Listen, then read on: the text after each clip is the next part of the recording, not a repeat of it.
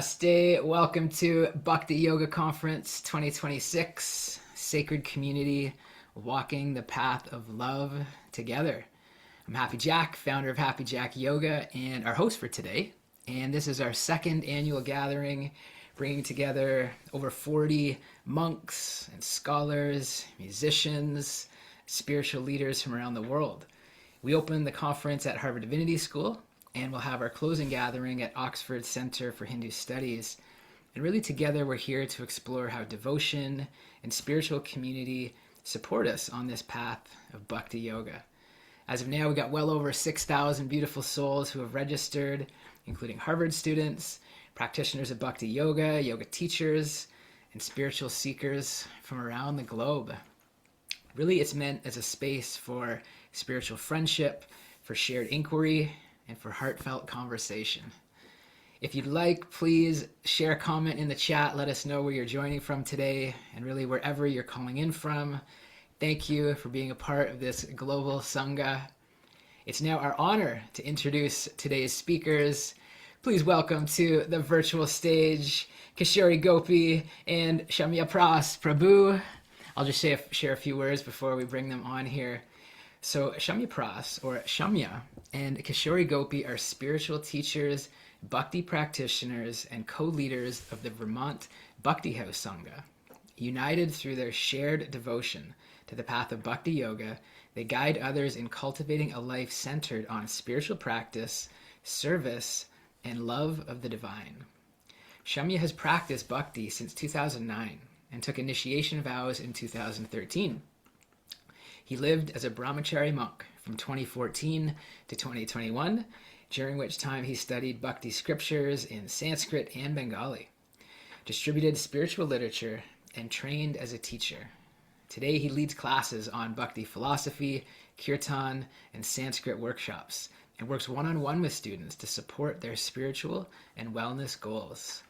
Kishori Gopi, or formerly Kelly Skinner, is a bhakti yogi, spiritual teacher, energy healer, and end-of-life doula, devoted to helping beings live radiantly and die gracefully. She weaves together yoga asana, meditation, bhakti yoga, and energy healing to support others in deepening their spiritual practice, navigating grief, and remembering their true nature as spirit soul. Together, they serve the Vermont community through the Vermont Bhakti House Sangha, offering weekly yoga, Kirtan gatherings, spiritual study, retreats, and mentorship. Their shared mission is to create spaces where people can reconnect to the heart, cultivate devotion, and experience the transformative power of divine love. Today we are so excited to welcome Kishori Gopi and Shamya for conversation on just so much beautifulness. So please, my friends, if you are ready to welcome Kishori Gopi and Shamyaprasa to the virtual stage, throw your arms in the air and loudly chant, Haribol! Haribol, what Haribol. an introduction. Wow. I'm blushing. It's your bio. You guys lived it. You created it, and we're so honored to have you here with us. We're just Krishna. happy to be with you and this amazing community. And yeah, we're going to talk about devotional relationships at Happy Jack's request. And, we thought we'd give you a little bit of an experience first because, we're going to talk about what it means to be in a devotional relationship and serve together. And a lot of what we do is this, at least a big chunk of what we do is this process called Kirtan, musical meditation. So we thought we would co-lead, a Kirtan with a melody that my wife, Kishori Gopi, actually composed. And we're going to do a little Kirtan for you. And you could, if you've been in Kirtan before and you know the mantra, you're welcome to join in. If you want to just listen, that's also totally cool. And you can feel what it's like to be part of a devotional shared service experience. And then we'll talk and we'll take some reflections and questions. Let's do it. What a gift. And, what a way to open.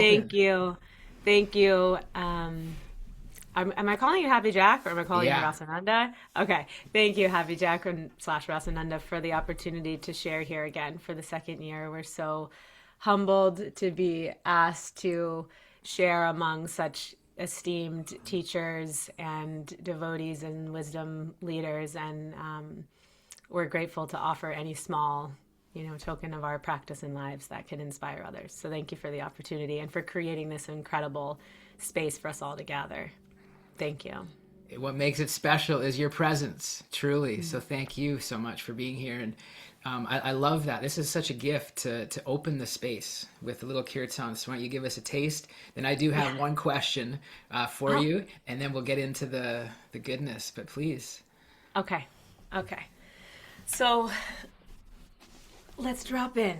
Let's drop in together, pausing from whatever you were just doing this morning and whatever's to come, and to trust that you have this space to dedicate to moving inward, to chanting these sacred mantras, to calling the divine to manifest into your heart, and to remember its eternal position and your eternal position as a spirit soul, a loving spirit soul. So come into a comfortable seat.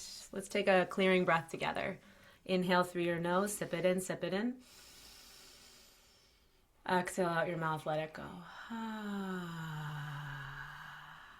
We'll start with just some simple opening prayers, honoring our teachers, the lineage of teachers of Bhakti Yoga, and opening our hearts to receive mercy and offer gratitude with humility.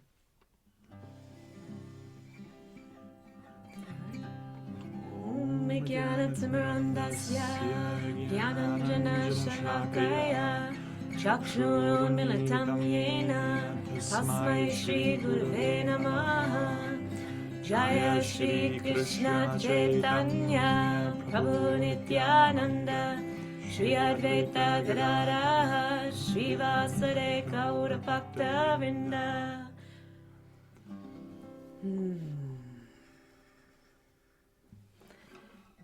This is how the story goes. Witness how your life unfolds. If you choose to look within, a higher love will guide you home. Hare Krishna, Krishna Krishna, Hare Hare, Hare Rama, Rama Rama, Hare Hare. Hare Krishna, Krishna Krishna, Hare Hare, Hare Rama, Rama Rama, Hare Hare. Hare Krishna, Krishna Krishna, Hare Hare, Hare Rama, Rama Rama, Hare Hare. Hare Krishna, Krishna Krishna, Hare Hare, Hare Rama, Rama Rama, Hare Hare. Hare Krishna, Krishna Krishna, Hare Hare, Hare Rama, Rama Rama, Hare Hare. Hare Krishna, Krishna Krishna, Hare Hare, Hare Rama, Rama Rama, Hare Hare. All together. Hare Krishna, Krishna Krishna, Hare Hare, Hare Rama, Rama Rama, Hare Hare. Hare Krishna, Krishna Krishna, Hare Hare, Hare Rama, Rama Rama, Hare Hare. Hare Krishna, Krishna Krishna, Hare Hare, Hare Rama, Rama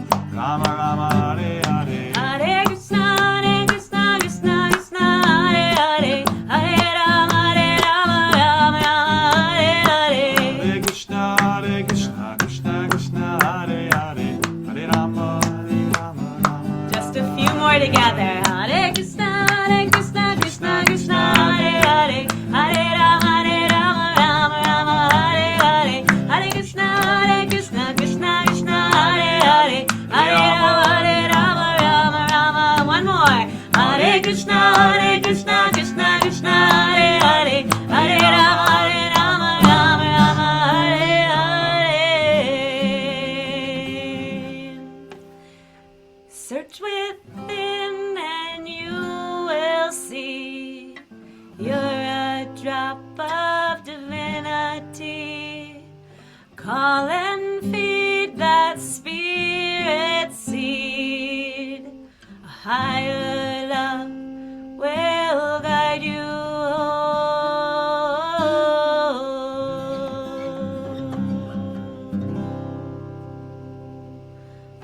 Hari Hari Bol. Gaur Premananda. Hari Bol.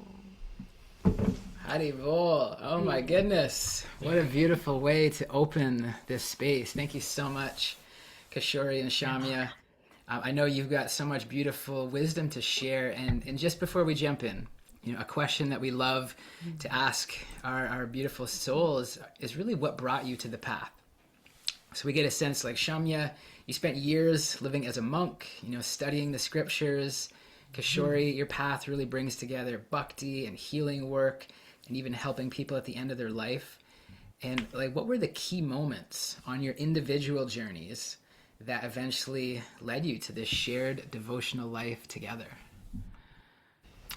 Wow, do you want to go first? Sure. Thank you. A great question. So, being a yogi who loved yoga asana and yoga teacher and spiritual seeker for many years, I was dead set on sharing bhakti, sharing Krishna consciousness, sharing Kirtan after it really, Krishna took hold of my heart, hooked my heart, as it said.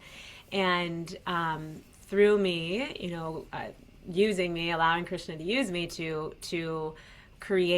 begin to create some sort of community in Vermont, because this is where I grew up, this is where I live, and I didn't know any other devotees. So slowly that began to happen as I was also growing in my own devotion. And so I see some of the Allison, some amazing people on the call who are a part of our Sangha here in Vermont. And I began to realize that, wow, after a period of time where I consciously wanted to be single so that I could date Krishna, as was, encouraged to me by teachers, mentors, one of them being Raghunath, who encouraged me to pause on dating men in the world and to date Krishna and develop my relationship with him and develop my own spiritual practice and have a really solid foundation, which would then change who I would want to share my life with, who I would want to be in relationship with. So after some time, it became clear to me that not only was I ready and wanting to welcome a husband, into my life, it was I wanted a devotee who was more advanced than me, who could lead me closer to Krishna. And I actually had some mystical experiences about how that came to be and such. We don't have all day to talk about that, but as an energy worker, I'm tapped into some clairvoyant and such qualities, and so I had some visions and messages. And Shamyaprasa and I had met through a shared spiritual coaching container, and had developed sort of maybe a very acquaintance type friendship, but Krishna arranged, maybe we get into that, but Krishna arranged for us to consider that maybe it could be more. And so really my path to bhakti led me here through my own healing journey, through my own experience of grief and loss, walking beside one of my best friends as she navigated cancer and ended up leaving her body, which led me into end-of-life work. And it opened a reservoir of grief within me that I didn't realize I had never accessed. And so I really turned to my practice and to Krishna to support me through that, and a lot of prayer, a lot of healing work, and a lot, as I still try every day, to surrender more and more, which then brought me, to Shamyaprasa and empowered me to share bhakti in a stronger, more authentic, vulnerable way. So yeah, that's what I'd say, if that answers your question. It does. It's so beautiful. It's so divinely guided. And you could just tell that you are just so open to receiving the right messages at the right stage. And for yourself, Shamya, how a little bit of your journey. Sure. I was not far from where you are right now. I was in Toronto.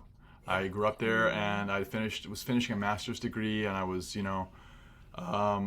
remembering that I'd always been very inquisitive about spirituality. It was always important to me, but I kind of put it on hold to just do all the regular stuff and go to school and make money and what have you. And then I was like, well, I want to do this.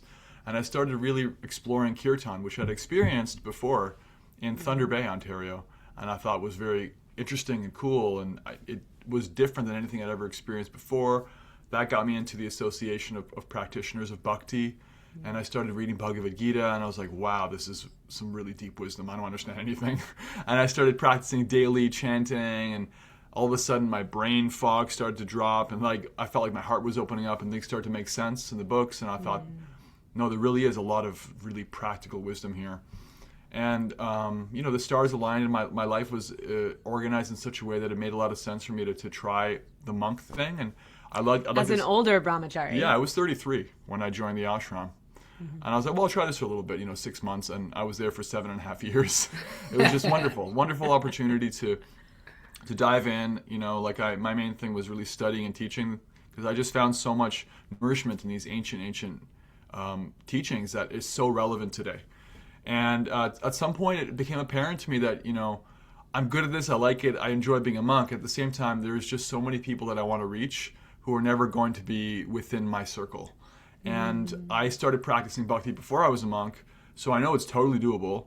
And I know what I'm reading and what I'm understanding and what I'm applying is relevant for everybody. So I want to get out there and help people to be in touch with practical wisdom, and to do that, I really want like a devotee partner to share that with, because I'm not going to, go out there and try to figure it out on my own. Like I definitely want a devotee wife, and so I kind of prayed on it, thought about it, meditated on it, talked to my teachers, got their blessings, and basically had a little graduation ceremony. Graduated from being what's called a brahmachari, a student monk, and a very dear friend of mine who had been a monk with me for some time, and he was now married.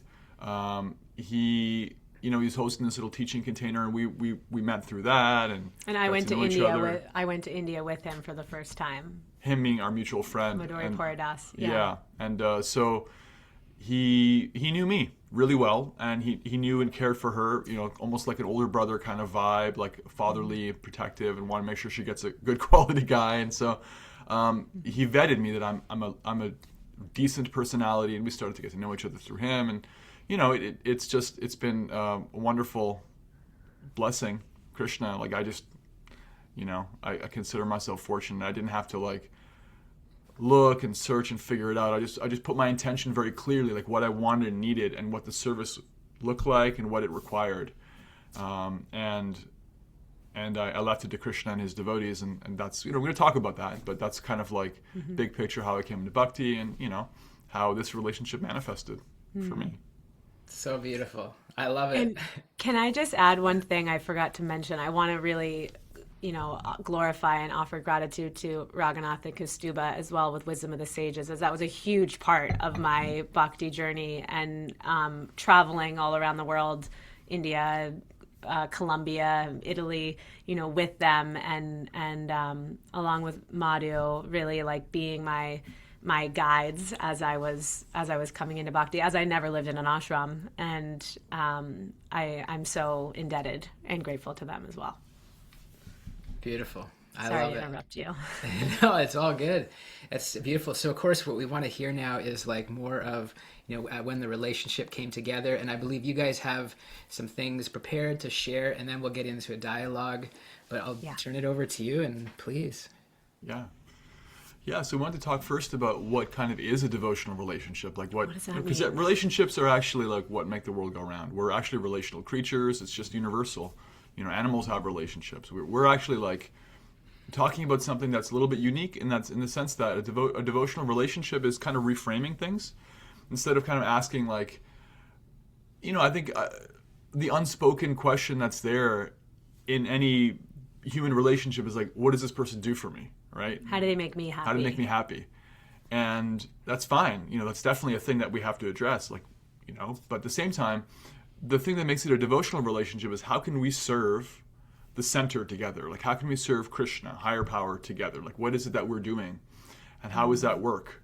What is the service and all the practicalities around it? And so because of that, the relationship itself becomes part of the practice, because we're learning to actually view each other not just as a random person. Like, actually, our philosophy teaches, Bhagavad Gita teaches, Krishna says in the 13th chapter, that if you learn about, if you can understand that in the presence of everybody is the same Supreme Soul, you won't degrade yourself by mistreating them. He says it in the 13th chapter, right? Mm-hmm. And that's universally true, but there's something really special that happens when you make a commitment to somebody, and that somebody happens to be trying their level best to also serve the source. It's like, you know what? I'm not just randomly connected to the source. I'm trying to deliberately direct my energy back. I want to be a devotee. I want to practice devotion. I want to practice bhakti. Mm-hmm. That really, that's a special category. So now, for each of us, we're in a relationship with a devotee. We're serving somebody who is serving the center. And so rather than being like this kind of like Hollywood image of like, here I am, here you are, we're staring into each other's eyes, it's like this. We're together, side by side, and we're looking into the center together. We're facing the future. We're facing Krishna. We're facing higher power, and we're trying to be a team, right? Mm-hmm. And so I'm serving her as she's serving the center. She's serving me. It's like, how can I help this person reconnect closer to that same source that I'm trying to connect to? And so there's a very powerful meditation there. Mm-hmm. And then the relationships are always just going to be purifying. There's always so much there. But now, all the things that you're doing to make the relationship work, all the investment you're putting into the relationship, it's not for just like, I want to feel good. Actually, that comes naturally. Mm-hmm. If you actually serve each other properly, you will feel good. Mm-hmm. But the fundamental thing is like, I'm practicing to purify myself and to please Krishna, because here I am taking care of somebody who's so dear to him, right? So dear to source. And it's just, it's a small shift, but it's a really practical and powerful shift in perspective. And so there's this idea of like the love, the feeling that's there and has to be there. It actually grows because of the shared service, rather than like, oh, this is my wife, like they're mine. The possessiveness. Actually, our philosophy explains like we can't plant a flag on anybody or the world or anything. It doesn't belong to us. It's already got an owner and a controller, and we're stewards. We don't even own this body. It's on loan. It's a rental. So whatever we're doing, whatever is in our circle, including our relationships, including intimate relationships, they're like a very intimate form of trust that the higher power is saying, okay, here it is. Take care of this. This is under your I'm trusting you with this right now. So like it's a really powerful sense of responsibility can grow out of that. That's been our experience. Right. Yeah. And as Shamya so beautifully put, that like in essence, the difference between a devotional relationship and a non-devotional relationship, right, is that there is that shared purpose and mission. And in our case, that's with Krishna at the center, and how that our relationship then becomes a part of our sadhana. It's something that we have sadhana that we do together. We have sadhana that we do separately, but in terms of japa, hearing, chanting, reading. Right. And additionally, though, like how we tend to or don't tend to, right? Because we've been married for less than a year now. May 10th is when, so we're not here trying to act like we're experts. We are in the practice. We understand where we want to go and where we want to get and how we want our relationship to evolve. And so we're practicing it every single day. Sometimes well, sometimes not. And that's part of the practice, and then to reflect on that together. And as Shamya said, I know like when I get caught in, when I forget, right, that actually Shamya is Krishna's devotee, that Shamya is part and parcel of Krishna, and he's not just here to do what I want him to do, but we're here to serve together and grow and evolve together. When I forget, I get caught in my own ego. Right. And then when I can remember, when he reminds me, when I'm reminded by something I read, whatever it might be, or just remember our shared purpose, and the way we came together, and you also mentioned that, right, is, we were both seeking a relationship where we knew we wanted to share Krishna consciousness together. And as Shamya said, he realized that he didn't want to do that on his own. He would be better suited to do that with a partner, with a wife. And I realized that I kind of, there was a gap. I saw the gap that wasn't filled in our Sangha that I couldn't fill. And that not only was I wanting to have a husband to share my life and service with, but also to bring our Sangha to a deeper level of bhakti and devotion. And so what my weaknesses are Shamya's strengths, and what Shamya's strengths are my weaknesses, right? We bring this, like, he's very intellectual, I'm very heart-based, right? So he's this like intellect and intuition that we aim to bring to our own relationship, what to speak of our students, our clients, our Sangha, our our lives. And so our relationship, even the way it began, was, hey, let's get to know each other through reading Krishna book every night. I lived in Vermont, he lived in Denver, and let's talk a little bit and get to know each other, and let's read Krishna book, right? So even how we dated, if you will, right, was through a devotional lens. And Shamya is very dharmic and lives his life as best he can. And I think you do a very good job of honoring what Shastra has taught us. And so, following Vaishnav etiquette in entering a relationship was really a learning experience, right? For me, as this was my first devotee relationship, and also then who I married. So coming from dating in other ways in Kali Yuga, to really consciously saying, like, okay, I know this, my stuff's going to come up, or my conditioning is going to come up, and I'm going to share that with you. And how do we, before we go to bed each night, like, come back to, we read before we go to bed every night, right? So how do we come back to the main thing, as our friends and teachers will say, how to keep the main thing the main thing. So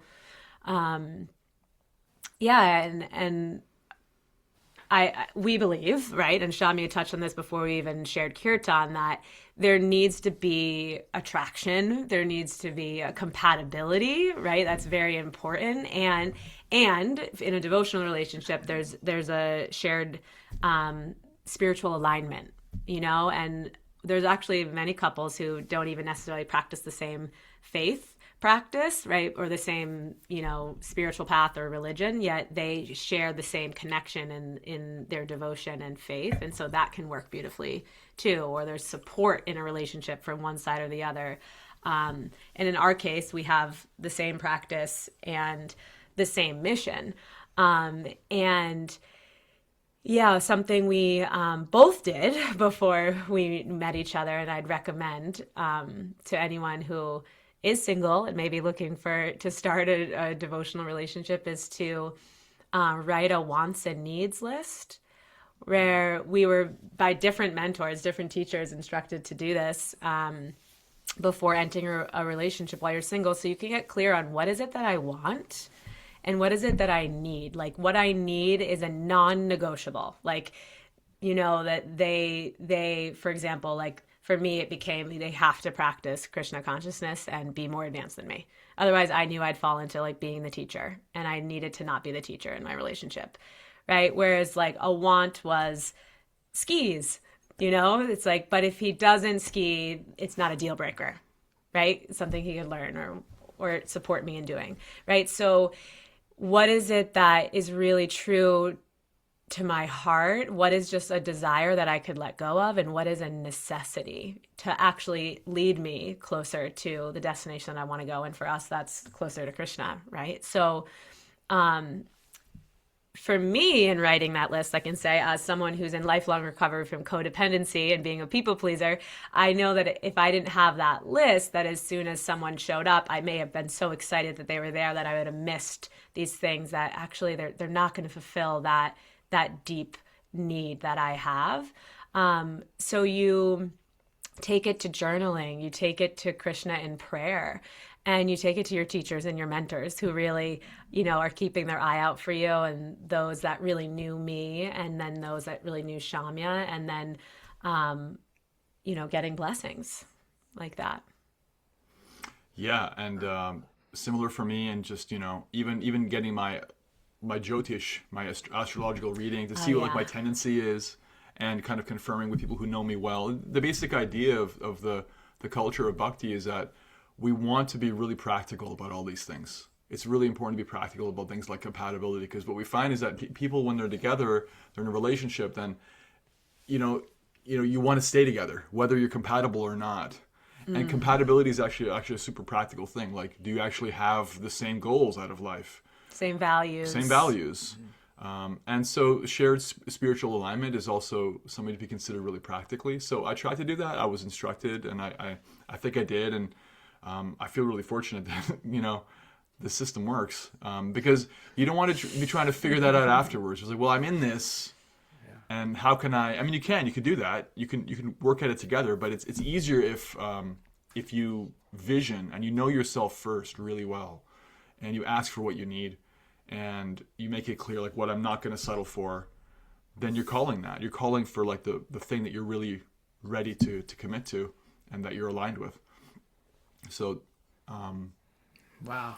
Yeah. Yeah, and the last thing I'll say around this, and then we want to hear from you, Rasananda, but this, how being a devotee, being a bhakta, being, having the responsibility of also caring for other devotees and trying to help and support them in their devotional life it's a great responsibility, and it's something that I don't think either of us take lightly in any way, and don't really know how we ended up here. Actually, I'm like, I don't feel qualified to be doing this, and yet Krishna's asked us to. So how do we walk our talk, right? How do we act behind closed doors? How do we move through conflict? Because we have conflict. How do we move through conflict? How do we address our own anartas? And I'll say that in landing in a devotional relationship with Shamyaprasa here in our marriage, it's like, it is such a safe space that all the anartas come up, right? Because it's a space to be vulnerable and to actually work through them with each other, and with Krishna supporting us. So it's not like, you act saintly, or what, you're you, and you are where you are on your path, and you have to, we remind each other, okay, like, remember our mission, and like, we're here to serve each other. It's not just, what can I get from you? What can you do for me? But what can I offer you? And that requires sacrifice too, right? Of different natures. Your mate is your mirror. I mean, that's true for every relationship. You just get to do that, be that for each other. And the devotional relationship, like what we're trying to have, and what we're actually in is one where we clearly define like who we are and where we want to go, and because we're putting Krishna in the middle, higher power, then we get his help, and like being called out on our hypocrisies and a little tweaks and adjustments that we have to make, because that's what life is. Life is about purification and growth. That's what it's all about. Whether you're practicing bhakti yoga or you're not, it's just like, that's what the human journey is. So we're just like maybe more deliberate about it than some people. But if you ask for help, and you ask for like, this is my direction, and your partner is like an ally in that, it actually accelerates things. It makes it so much faster and easier, because that's, otherwise, we got to grow up anyway. We got to like get over our little things, and it's like a Band-Aid. You may as well just rip it right off. So when you have a partner who's aligned with you, your mate is your mirror, then it's like, hey, do you remember? Like you said, you wanted to be going in this direction, but like, we can see you're not right now. It's like, oh yeah, darn. Okay, yeah, thanks. That stings, and you're right, and I appreciate that. Right. Less time wasted, less, sidetracking.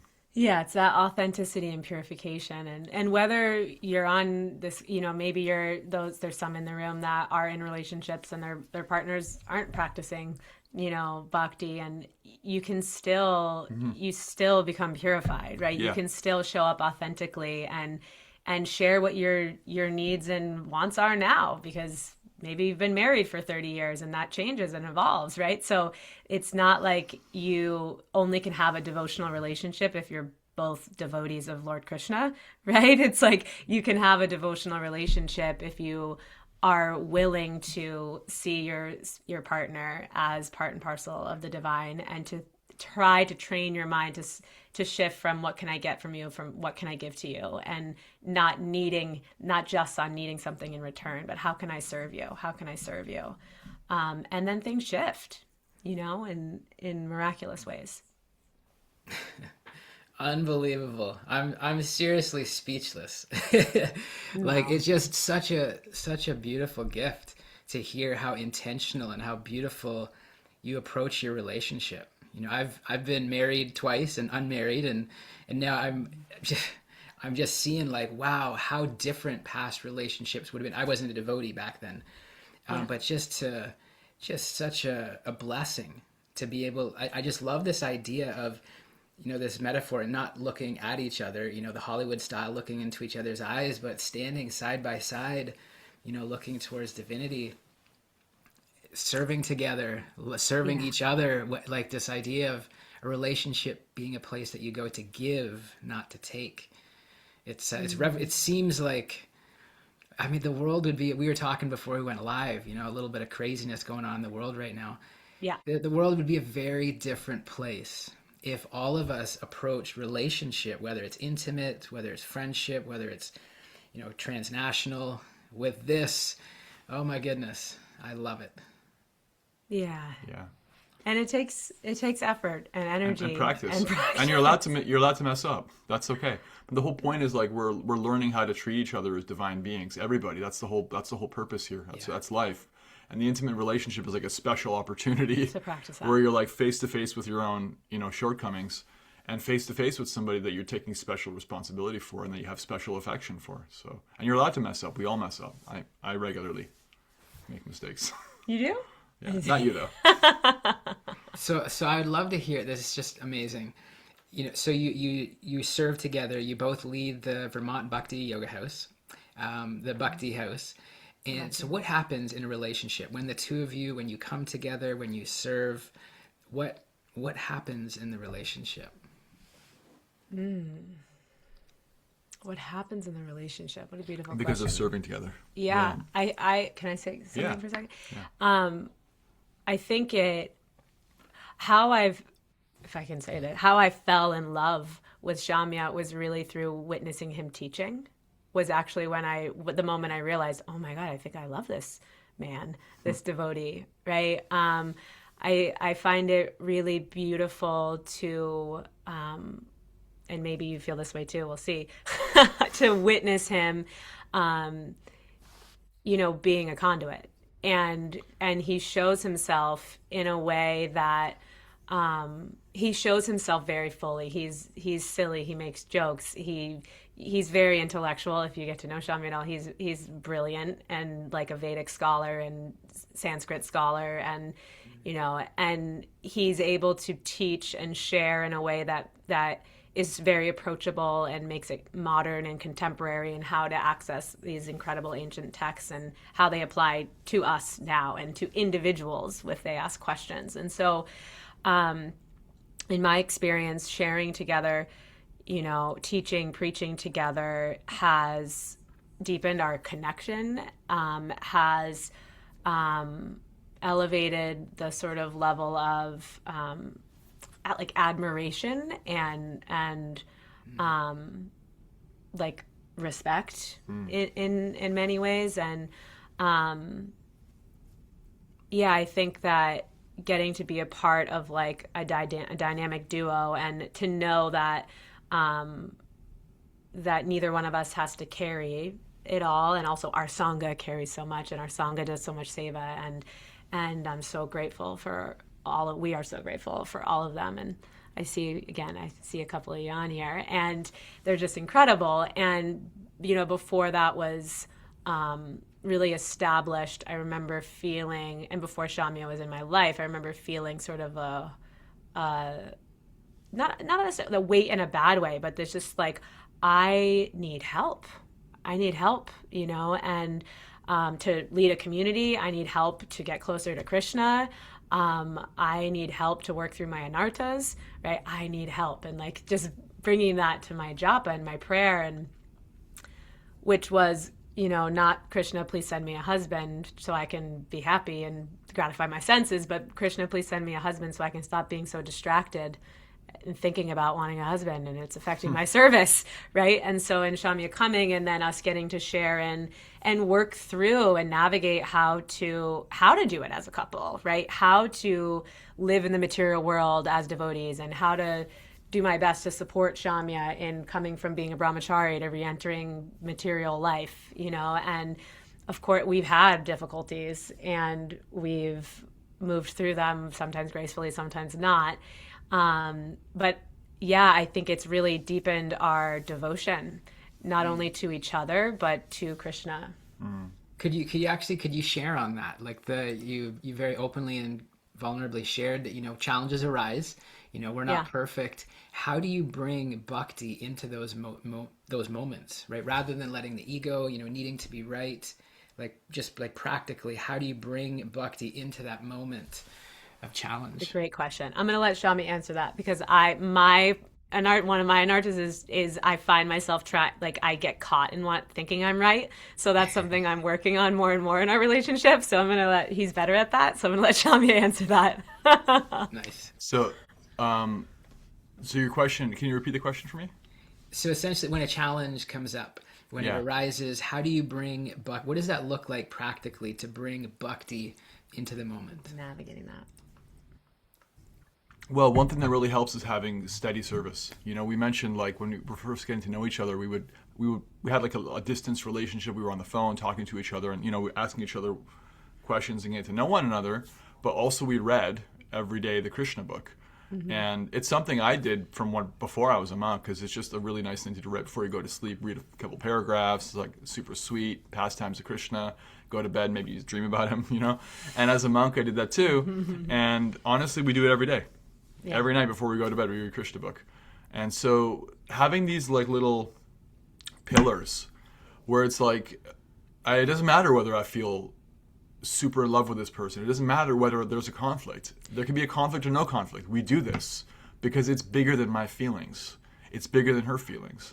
Mm-hmm. And if you commit to that, my experience is that among so many other things that I can say, it's okay, I'm forced to be with this person and set aside my petty egoistic things, because honestly, that's what it is.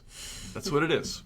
There's always that. There's always that side of things. There's always going to be the inner child is kind of throwing a little tantrum, mm-hmm. And that needs tending to. Yes, I'm not saying sweep it under the rug or don't talk about it or leave it alone. That's what I do for a living, is tend to that. Yeah, and if there's no higher purpose, then what is life but just a series of running from one childish, temper tantrum to another? And so committing, we're doing this, we're having a class. We're going to get together on Tuesday nights and we're going to have a Shastra scriptural thing class. We're going to have Kirtans every this often, and we're going to do this, and we're hosting a retreat, and it's it makes you show up. And when you're with your when I experience this, when I'm with my partner and I see them do that, which kind of touches on your first question, I see them step way beyond their limitations. Mm-hmm. And I see myself do that too, because of the mercy that comes from trying to do something for spiritual purposes out of a sense of service. And that softens the heart, right? Yeah. Wow. And that makes the conversation that has to happen around I don't like how you talk to me, or yeah, but there's this thing that you've been neglecting to do, or mm-hmm. whatever the necessary conversation is that much easier, because I can catch my breath. My heart is softer. I'm not so stuck in I'm right, they're wrong. My story. It's not philosophical. It's not just I remember that verse from the Bhagavad Gita. It said, Krishna said, we're all part and parcel of him. So if I remember that, I'll suffer less. That happens. I do remember verses, but it's really just, for me, if there's no service, then there's no place to get purified of all this junk, including the desire to be right. Right. So. Yeah. And it's unique that, the Vermont Bhakti House is in our home. So in the state of Vermont, there is not a temple. And so the temple for our community is our house, right? Nice. So, as Shamya is saying, we live here, we work here, we see clients, and Shamya does, different devotional music lessons. I do energy healing here, as well as we work with people on their, their spiritual mentorship, and all under the same roof. All under the same roof. So we live here, we work here, and we serve here, right? And we sleep here, and we eat here, right? So there's it's so true that if we are having our own interpersonal experience or having a conflict, and well, we have a Sangha gathering in 1 hour, right? So it's like we have to take the space we need, set it aside, and then put it down and show up and serve our community, because Krishna is what we're here to help people access. And in accessing that and in experiencing that then through our service, we both can soften and then come back and actually address whatever the conflict was from an actual bhakti perspective. Yeah. Like there's almost a way in which like it's easier for me to be more compassionate to others than it is to myself and to my partner. I can insist on putting myself through a kind of a hellish experience of being stuck in my ego. I can be stuck in like, I'm right, you're wrong with my partner. But as soon as I realize like, oh yeah, but I'm actually accountable to the Kirtan that's scheduled to happen, then it's like, oh yeah, I'm not holding on to that anymore. As soon as Allison walks in the room. I'm dropping that because they're bigger than this. They're bigger than my ego.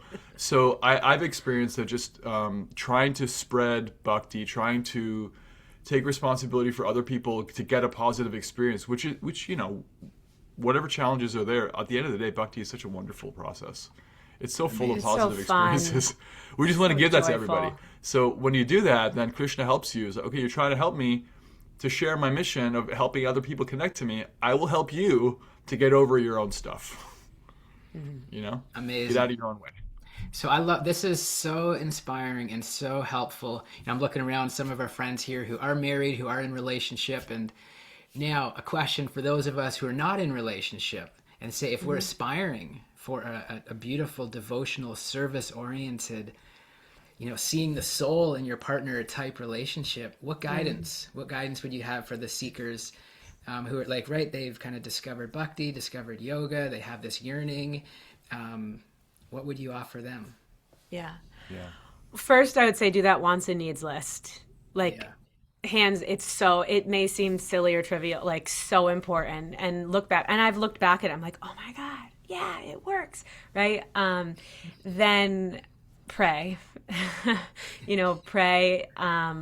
pray to, and really get to the heart of why it is you need, why you're have that desire to be in relationship, and getting beyond that so you don't feel lonely, so you get to share your life with someone, which those are valid, important things. But if you can get underneath to how it actually connects back to your service to Krishna or deepening your love for Krishna, right? It's dovetailing that is so important. And then qualify yourself to actually be an energetic match for the person that you want to call in, right? If you are wanting to call in this person that has all of these things, are you actually a match for them? And honestly looking at that. And if you're not, doing your own spiritual healing work and getting support and reaching out for help in order to become a match for that person. And then I would say to tell as many people that you trust and value their opinions and you feel like they know you. Tell them that you're available. This is what you're looking for. And this is what you're looking for. And then they'll keep their eye out. Right? Like that. To get those sort of blessings from people who know you, who aren't caught in the emotion of wanting the relationship, but they just love you and they want what's best for you. And so to like use that. I have my eyes peeled for like 4 people. I'm like looking for a match. Actually, I like have you in my mind for some people too. So it's like you don't have to do it alone. It is an intimate experience when you do, find and choose a partner. However, you don't have to find that person alone. Yeah. Plug that back in. Everything that she said. And also, I was going to say, don't be afraid to invest in yourself first. Really don't be afraid to do that. Like, give yourself permission to really get clear on who you are, what you're trying to do in this life. Because, like, when we're talking about, like, getting to your purpose and finding service, like, it usually takes some time of practicing spiritual practice to find that sense of like, oh yeah, I'm not just here to feel good. That actually my life is meant for purification and growth. And I do have a sense of like, maybe I have a sense of what my service looks like, what I'm good at in this life, what I'm meant to do, materially. I'm meant to teach. I'm just all about knowledge and sharing knowledge. And it took me like a year and a half of chanting every day to realize that, incontrovertibly, that's definitely what I need to be doing. Maybe it took other people less time just looking at me. But for me to know that about myself, it took some time, some purification. And so, like she said at the very beginning, she was dating Krishna. That I did the same thing. I was single, and consciously, even before I was a monk. That may not be everyone's situation, but if you can, take some time. Don't let anybody rush you.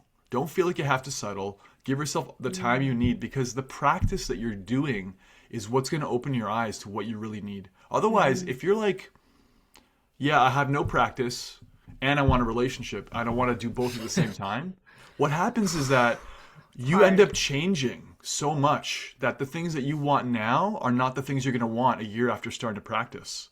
Because you're shedding your old skin. You're growing so much that better to just pause and give yourself that love that I deserve to like actually really know who I am.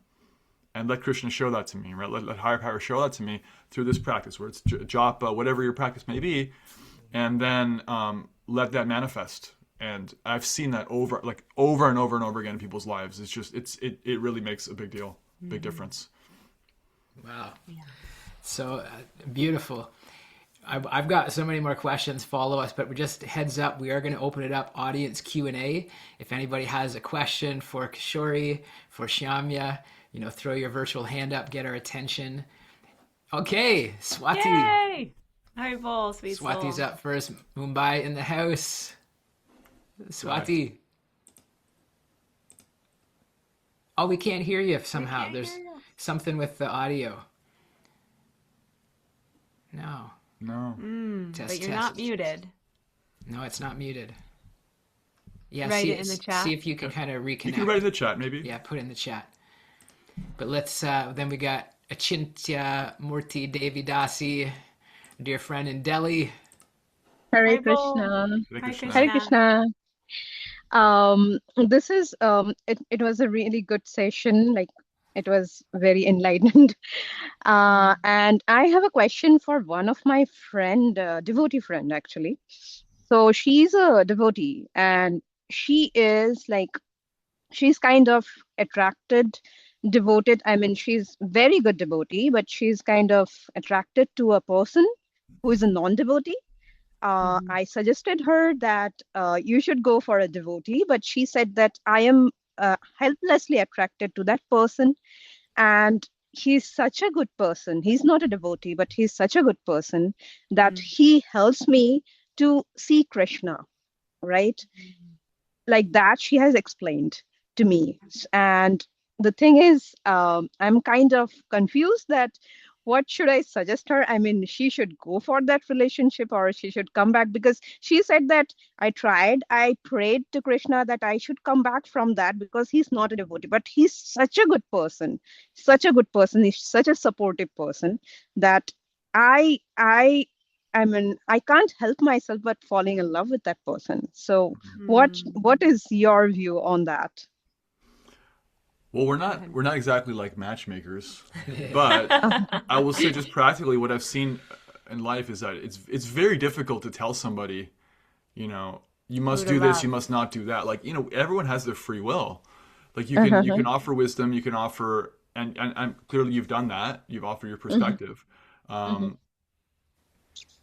You have to decide for yourself what the nature of your relationship is with your friend, because you want to support them. Sometimes you have to support them by letting them go through something. Maybe it ends up being great for them. Maybe it doesn't, and they learn from it.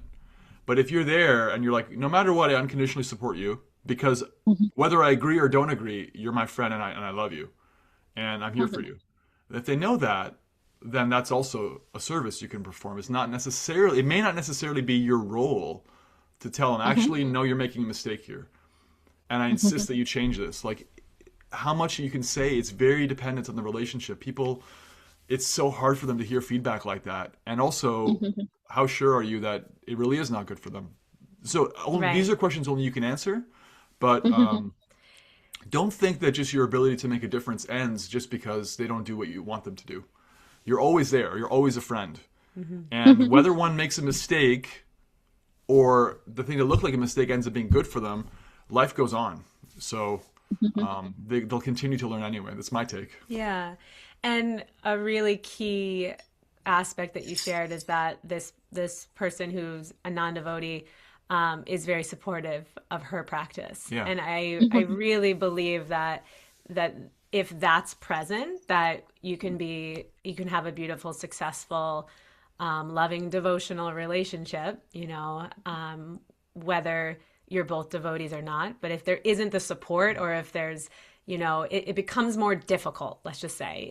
And sometimes we come into Bhakti, people come into Bhakti and they've been married for 30 years and like, this is who you're with. And so then you're changing. And so that becomes a whole difficult dynamic that's also possible to work through.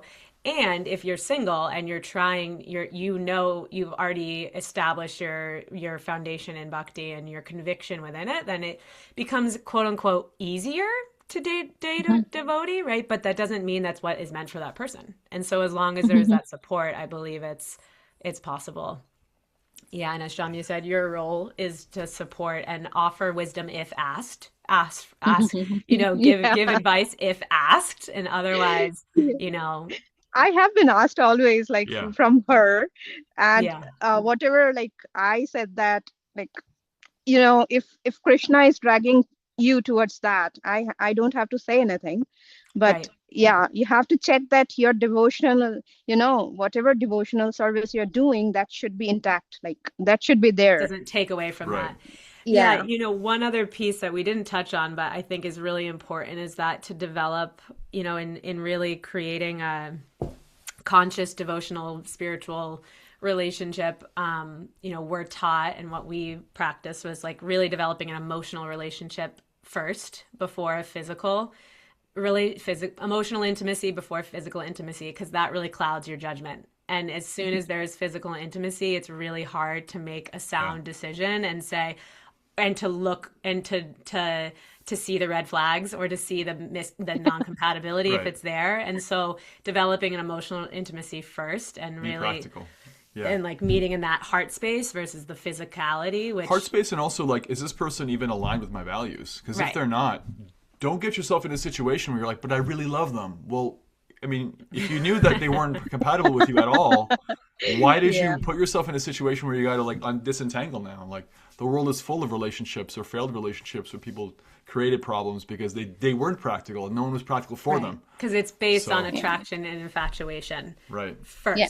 Right. And as we think that's our experience is that's an important part of it, but that's not why we came together. Sean, we may never have even met. We wouldn't have chosen each other if Krishna wasn't at the center, So, thank you for your question, and good luck to your friend. Krishna's holding her. Thank you. Thank you so much, Hare Krishna. Hare Krishna. Thank you. Achintya Murti Devi Dasi. Sending our love, gratitude, high vibes to Delhi, New Delhi, India. And it really is so wise, like just this idea of, because it could be that two devotees, like, people who are both devotees, but it's not compatible. It's not the right. Yeah. So even if they're not, I love that idea. If the support is there and the love, and it helps you connect to divinity and being a better person. Yeah, it's complicated. Sometimes people are already in a relationship, and the Bhakti philosophy is not that you should just leave that now. You've made a commitment. So then it's just trying to make it work so that you can actually, grow into your practice and also honor the relationship you're in. So it depends on everybody's situation. Yeah, I love it. Well, we got lots of hands up. We got questions in the chat. Want to be mindful of your time. We can answer a few more questions if you'd like. Okay, we got another session coming up. We'll take one more question. Let's try Swati again, because she had her hand up, and then we'll close. Yeah, because we want to hear some final words. We can give contact information if people want to get in touch, I guess. Yeah, too. Swati. Okay, Hare Krishna. Hare Please Krishna. accept my humble obeisances. Thank you so much for this amazing class. I loved every moment. I loved every part of it. So my question is not really Sweet. related to a partner, because I'm still in my teenage era. But my question is related to my older sister. So I assume her as my partner. So like often in class, even you mentioned that like we should see like our partner and like devotee as not someone who is like we are not just supposed to take from them but give service to like something as a sacred. So like oftentimes what happens, like I always pray to Krishna that like since she is my older sister, so we often get into fight and like I get so mad at her often. And like and it's kind of Vaishnava Prad, I know, like why I keep doing it, but I keep praying that like please no. But like sometimes we live with them, so we often forget that like we are supposed to like always be very mindful of everything. So I often Mhm. tend to do many aparadhs. So like I don't know how should I like do Mm. and like stop doing this. Right. So kind of like how do you react and bounce back when you feel like you've offended or you've taken your Anger. your your your your devotee friend or partner, or the devotee relationship is something Sister. you've taken for granted. In this case, a sister, but it's a universal thing. Hmm. How do you kind of like what do you do? Right. Yeah. Well, the first thing you do is you recognize you find that voice of sincerity in your heart that's telling you that little voice is like, hey, maybe we shouldn't have raised our voice like that to them. Maybe we should have done this differently. And like, just find that and sit with it. And it sounds like you're a very sincere person. You're Mm. like, well, what do I do? I feel so bad when I understand that this is life. Like you're going to take two steps forward and one step back. You're going to make missteps. So don't beat yourself up exactly. You're not like a demon or with horns growing out of your forehead because you took your sister for granted. Like literally every sibling fights with their sibling. It's part of life. Mhm. But take it as fuel to like, okay, so do I have to apologize? Is there some way I have to be accountable? Like what would actually be helpful here? And do that. And express yourself honestly and lovingly. That Mm. that makes such a huge difference. Don't hold it in. Don't wait for it. Sometimes fights happen and you realize like something you didn't even really know about how much you love them, what they mean to you, and it's like let that be an opportunity for you to share the positives and start making positive changes to how you treat them day to day. You know. Yeah. Yeah, and something I've learned through our relationship is that conflict is not an indicator that something's wrong. Conflict can lead to greater vulnerability, right? It can actually lead to greater connection. And you were speaking to that. Like you learn something about the other person if you're willing and to listen And about yourself. and about yourself. And then take accountability and apologize for your part and ask your partner to take accountability for their part, right? Or your sister. Yeah, Or your parent or your child, whatever it is, like that. Such a yeah. such a good question. Thank you so much, Swati. You're such a beautiful sister, caring so much. Let's send our Amazing. love, gratitude, blessings. Mumbai in the house. Amazing. Thank you so much, Kishori Gopi Shamya Prabhu. Parting words, what would you leave us with? So we got some here who are in relationships, some maybe seeking relationships. So it's like we're talking to a big group. But I guess what is just true for all of us as we walk forward? Mm. Yeah, I would say try to keep higher power in the middle, and find your sincerity. And so that your sincerity is that little channel that higher power Krishna can speak to you and inform you what you need to do in your specific situation, what your lesson is, what's on your plate. That's what I would say. Mm. And an invitation to pause, to slow down and take time to go inward and fall in love with yourself and your connection to the divine of your understanding, and be willing to, if it's a desire of yours, to bring that into all of your relationships, right? Not just romantic. This is romantic, friendship, parental, all of these, is that every single one of us and every single person, whether they know it or not, is a devotee, right? And every single person, Krishna is in the heart of every single person that you like, that you love, that you don't like, that you despise. And so what if we could recognize that, and that would change the world, as we were talking about earlier, Happy Jack, right? It's like, so your relationships are an opportunity to practice that, to really try to practice what would shift if I saw you as a drop of the divine, and how could I serve you, not just what can I get from you. And then bringing that out of your relationship to the checkout person at the grocery store, you know, to the person walking across the street, to you know, to the way that we show up in the world. And it's your training ground. It's our training ground. Wow. Such a gift. Thank you so much for spending the time. And I know we had questions came in and reflections. Stay in touch with these two beautiful souls.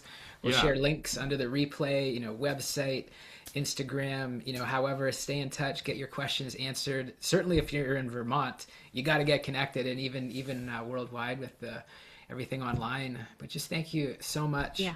Many people are going to be watching this probably on YouTube, so you'll see the links below. Definitely get in touch, or put something in the comments. You know, we're happy to plugged answer in. We'll questions. Check it out. We'll stay in touch with you. We want to keep the conversation going. We're just so happy to be here with you, Jack, in your community. Thank you for the opportunity. Thank you for sharing your light and your passion, and getting more and more clear and refined on your service, and for this incredible global Happy Jack Yoga community you've created, and the ways that you've brought so many different walks of life and teachers and leaders together to have these important conversations. It makes such a huge impact, and it's a lot of time and energy on your end, and it's all free, and it's such a gift, and it's amazing to get to know you and be a God sibling. We share a guru, and I'm really proud of you and happy for you, and grateful to get to be in your afterglow. Well, it's an honor being on the journey with you both. It's a blessing just to be a student and here learning along with you.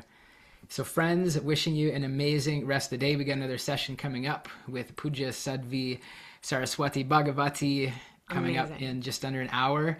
But stay in touch with these beautiful souls. Wishing you an amazing rest of the day, and we'll see you soon.